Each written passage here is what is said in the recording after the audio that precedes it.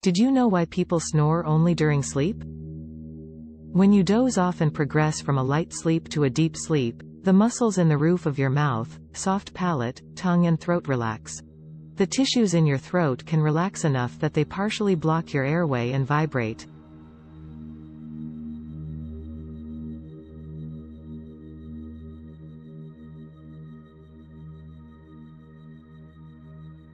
During waking hours, the tissues in the throat and upper airway are open, and air enters the lungs easily for most people.